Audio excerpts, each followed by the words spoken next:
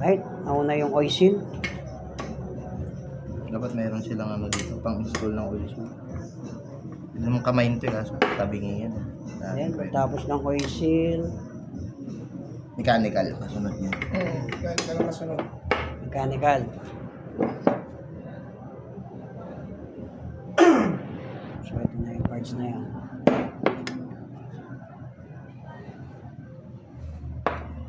Tapos ito. Ayan, no, yung may pandikit, no, Master Steve. Yan yung kulay blue na yung didikit, eh, no? Ito kaya minsan nagkakaroon ng ano ng sira yung mechanical. Paano kaya nasisira yung mechanical seal? Yung ceramic zirconias na tinatawag ito yan. Yung kulay puti tsaka yung itim. Yung dalawa kasi yan, naka-engage yan, nakadikit dalawa. Sumikot yan, di ba? Saan ba nakikita yung ceramic zirconia? Kadalasang ginagamit. Sa grip, meron din yan. At pag nabasag yun, doon nagkakaroon ng water leakage minsan. Ito naman, coolant leakage to, diretso sa loob. Kaya, ceramic zirconia, yung kagaya ng spark plug, yung palibot. Yan yun. Okay. Iputi, no? Ganito rin yan. Yung babasagin. Oo. Tama. Tip talaga. So, yung kasunod, Master Steve, una-una yung oil seal, tapos Oil seal muna, tapos kasunod, mechanical seal. mechanical seal, ayan. Masyado ng bobo yung gagawa nito kapag pabaliktad nyo pa ilalagay yan.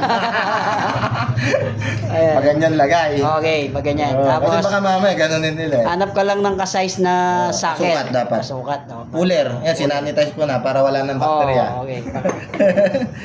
Kasi hindi ko alam kung ilang taon nang dinagamit yan. Ayan. Cooler ng Wave 125 to, nung panahon na nag-underbone pa. Tapos, okay lang yan konti-konti hanggang sa pumasok ng diretso. Kaya kailangan nakatanggal yung dowel. Kasi malulupit. Malulupit yan. Kailangan nakatanggal yung mga dowels nito. At saka ano, pres, sabi mo dyan, gamit sila kahoy yung tungtungan, hindi semento. Kasi baka mabasag. Baka mamaya, hindi. Baka mamaya pagkatapos nilang malagay yung mechanical, successful, kita nilang daming guhit. Ganun yun? Oo, syempre gagalaw-galaw yan eh. Kailan walang buhangin yung papatungan, hindi. Dapat kahoy. Same time, dapat patag. Ayan. Pwede naman silang gumamit ng martilyo kahit di bago. So malalaman daw yan kung fit na siya, wala nang alog alog. sa pagpukpok. Ayan. So nakapit na yan. So next na yan. Parang napkin lang ng babae yan. Oo. Alam na kung lumiso hindi. Yung next na yan, sir, ito na. Mechanical. Oh, ito na yung kasunod. Papasok na yung ano yung Ito na siya. shafting. Lalagay na natin tong ang tawag dito is shafting ba? Shafting. Ang alam ko dito, impeller shaft. Tama. Water pump shaft. Water pump So seat. yung pwesto niyan. Buti nga nakabili ng ano pa. Likod mo na to. Bali, ito yung pinakalas. Ito muna ilagay nila. Ayan, nilagay ko na pala to. Itong ano dito. Seal. Ayan. Pwede naman nilagay ganyan.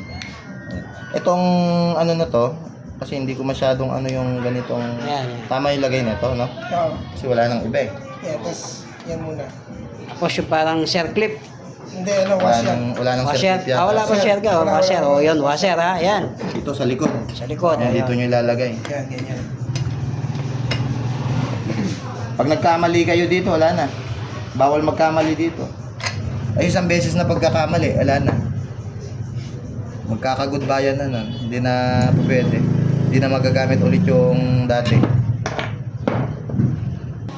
So yun, ayaw pumasok to dahil na-persa kanina ng pakunti-konti. Pinakilaman kasi namin. Oo, pinakialaman kasi namin. Sorry. Nung hindi namin nakayanan. Hindi namin nakayanan, dinala na namin kay Master Steve. So ika-revive niya lang ng konti to para gilid lang naman. Sa gilid lang naman. Buti na lang, naidala pa namin sa malapit na mekaniko. Na magaling na yan. So ingat kayo pagka nagkakalas kayo ng mechanical seal.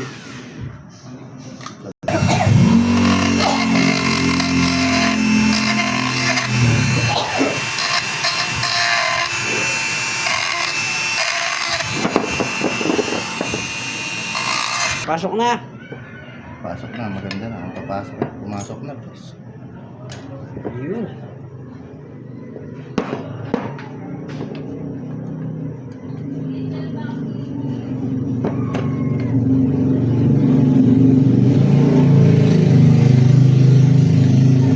Pasok. Sakto. Sakwan.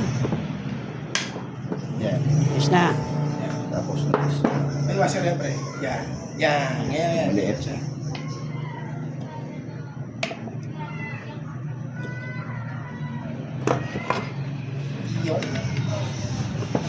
Yung. Tapos na ha. The Master Steve in the house. Maraming salamat po sa aming katropa, sa aming kagrupo.